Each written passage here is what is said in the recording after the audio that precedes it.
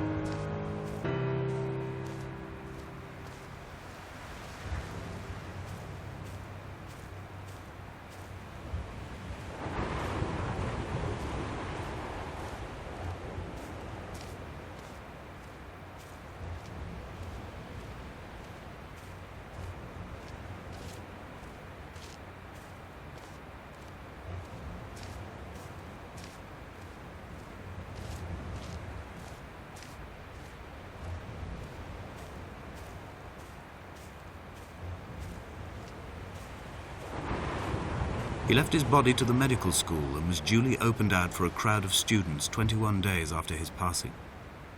The report is included in my edition of his book. The syphilis had torn through his guts like a drunk driver, scrambling his organs like eggs on a plate. But enough definition remained for a cursory examination, and, as I suspected, they found clear evidence of kidney stones.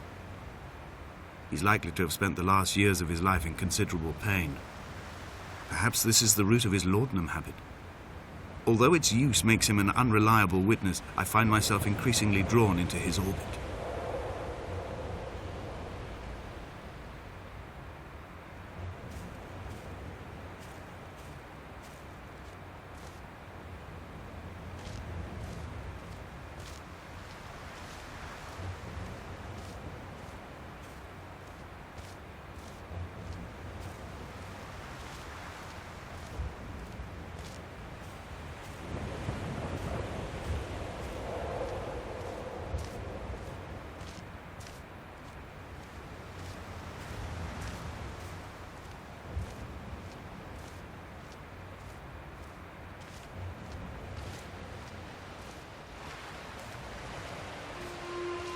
They found Jakobsen in early spring. The thaw had only just come. Even though he'd been dead nearly 7 months, his body had been frozen right down to the nerves and had not even begun to decompose.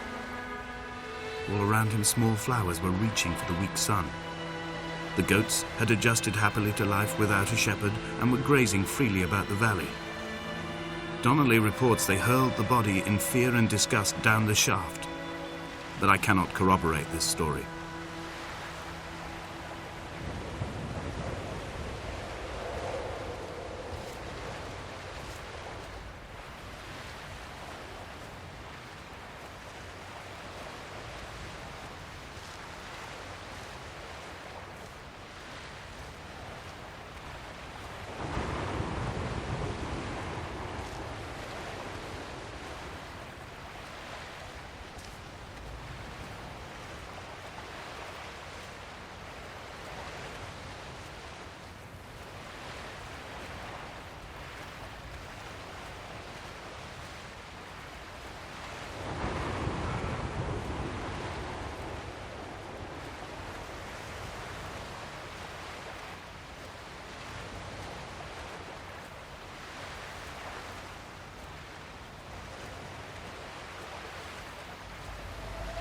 Climbing down to the caves, I slipped and fell and have injured my leg. I think the femur is broken. It is clearly infected. The skin has turned a bright, tight pink, and the pain is crashing in on waves, winter tides against my shoreline, drowning out the ache of my stones. I struggled back to the bothy to rest, but it has become clear that there is only one way this is likely to end. The medical supplies I looted from the trawler have suddenly found their purpose. They will keep me lucid for my final ascent.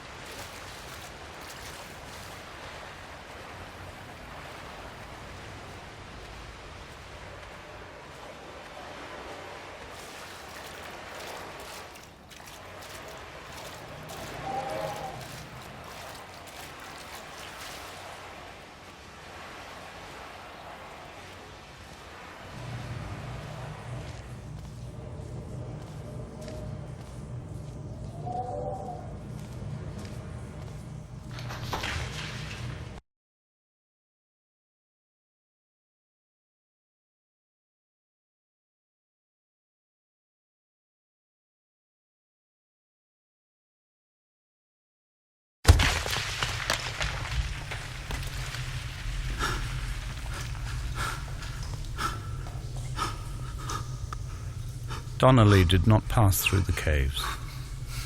From here on in, his guidance, unreliable as it is, has gone from me. I understand now that it is between the two of us and whatever correspondence could be drawn from the wet rocks.